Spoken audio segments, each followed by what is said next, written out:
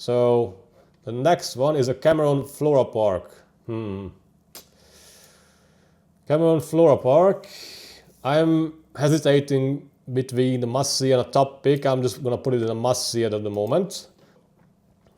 I'm not sure how should I put it, like touristy Instagram place. So like it could be a positive thing as well, but if there's too many tourists, it can ruin the experience. This is the case about Cameron Flora Park. There was too many people, in my opinion, but it's so beautiful. Like honestly, like everything is like picturesque, as I said on the pictures. Amazing. I can't complain about it. The problem is they got, as you can see, it's a hillside, so there's steep hills around, a lot of flies, and it's either raining or it's very strong sunshine, and you are basically like in a polytunnels. So like the sun is gonna basically kill you and roast you on the spot, and there's no shades available. And also it's a hard to reach destination. You must travel. Probably you need to book a Grab, which is a local equivalent of the Uber, for example. And even if you got your own car, you cannot drive to the location itself, so you must drive to a dedicated car parking spot, and then a 4x4 pickup truck gonna pick you up. At least this is included in the price, so you don't have to pay extra for that. As I said, the view is amazing. The food was actually very good, very good looking, but the taste was not really good for some reason. I don't understand why, because it's so good looking, honestly. But at least it's affordable, so the entry fee is only 50 ringgit. But if you want any other extra services, it's gonna cost you a lot of money, like 300-400 for a dinner kit or whatever you wanna call it. It's a bit a downturn, but I'm still enjoying it so much because it's so beautiful. So many flowers. I've never seen that many flowers in my entire life, like all together. So like, wow. Okay, so the next location is the Genting Highlands theme park. So it's a little bit misleading. It goes in the must-see. I said it wrong actually, because I know it says the Genting Highlands theme park, but like what I was meant to say is the whole area around the Genting Highlands theme park. You know, the hotels included, you know, the nearby areas. It's so amazing. You must travel there. That's a little bit of an issue. So like, as I said, from a KL bus terminal, it's a 1.5 hour bus ride. And plus you have to go on a paid cable cart. The entry to the theme park is relatively expensive, $27 per person. And you know, the hotel is not cheap either, but it's one of the biggest hotel in the entire world. It's a 5,000 rooms as far as I understand the system there. Has an amazing view. It's a very fun, especially the theme park. Very clean. This is the cleanest thing I ever seen in my life, you know, especially in Malaysia. Very clean, very hygienic, like beautiful. And it wasn't like too many tourists. It's just enough tourists for them to function or something like that. And I think it's like a Disney trademark theme park or something like that, but because there was an Ice Age character, you know, the squirrel, what's his name? You guys know it anyways. So the next on the list is the Islamic Arts Museum, which is, in my opinion, it's a top pick, okay? So the only two issues that no tripods allowed, obviously for safety reasons, and no flash photography allowed.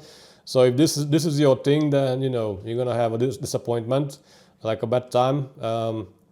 Tickets are very affordable. It's like 20 ringgit only, or $4. Central location. So basically, it's on the side of the Perdana Botanical Gardens, but more on that later. Other locations are also very close to this place. They have loads of artifacts, loads of treasure, everything behind the glass, of course. Beautiful area, not too touristy. There was barely a few people around. So it's definitely not overcrowded, and it's definitely worth your time. So I would definitely go there. Okay, so we got Jalan Alor. I'm going to put it in a top pick as well. So this is a very super overcrowded, super touristy place, and you have these pushy sales people around, you know, and they're trying to convince you to stop by and eat in a restaurant, you know, like 2 million times. They have a good selection of food. Basically, you can choose whatever cuisine you want, like Indian, Chinese, Malay, whatever, anything goes there. Limitless, basically. They also have some live performers over there. They have fresh food. For example, you can choose your own fish from a fish tank if you want. If that's the thing you want, if you want the authentic Asian experience, then this is what you need to do. For me, it's a little bit, it's a bit disappointing because, when I was visited the Kuala Lumpur, the central areas, especially in the first visits, I always been to places which has like an aircon, and they don't really have an aircon, and it's like 35 Celsius degree, and I'm sweating my face off basically next to a fish tank. And there was a crab actually that was running away. But anyways, if you want to watch this video, just click on the link as I said in the description or just above. Okay, so the next one is the Jim Thompson Tea House. I think this goes into a must-see. So basically, the tea house is just part of a Cameron Highlands resort, and amazing. It's like a really high-end place. Honestly, the hotel included. It's a shame we didn't stay in this hotel because I wish I would. I didn't enjoy the other one where we stayed.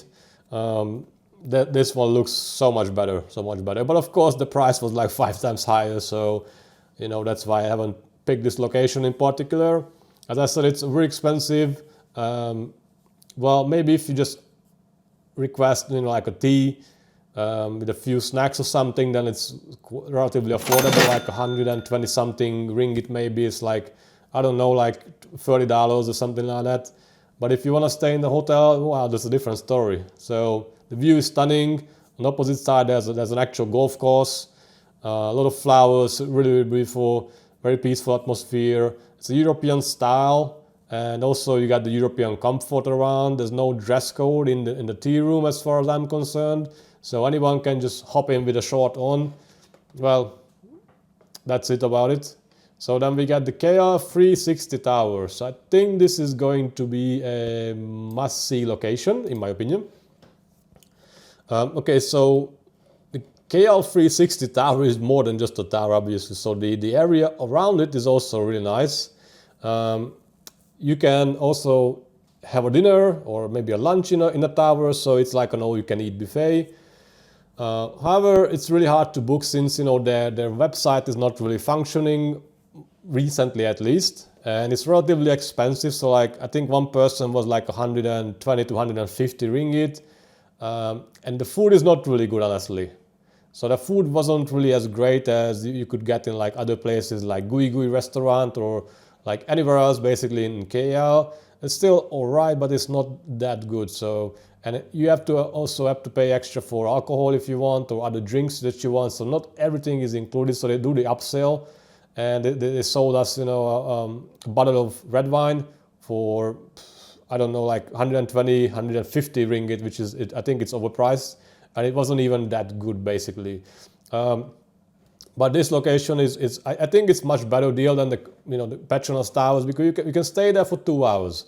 You can eat as much as you want. Nobody's gonna tell you anything. There's a lot of sweets and everything, anything else you want. But the problem is you need to book in advance for the restaurant. At least it's in a central location.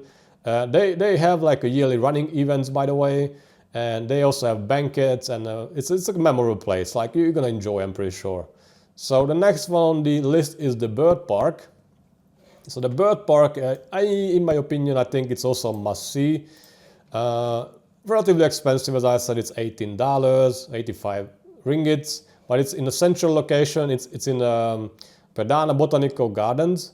So the Botanical Gardens is almost like a 200 acre of land, which is, by the way, completely for free. But these extra exhibitions like the bird park, butterfly park, they all cost money. The parrot house, especially, is super fun. I enjoy this the most. Like honestly, anytime I see the videos, I still put a smile on my face. It's amazing. Very large location, by the way, and it's a unique in Southeast Asia. This is the largest open air bird park. You can feed the parrots with milk for like 2 ringgit. So this is like 0.1 or $0.2. So it's like nothing.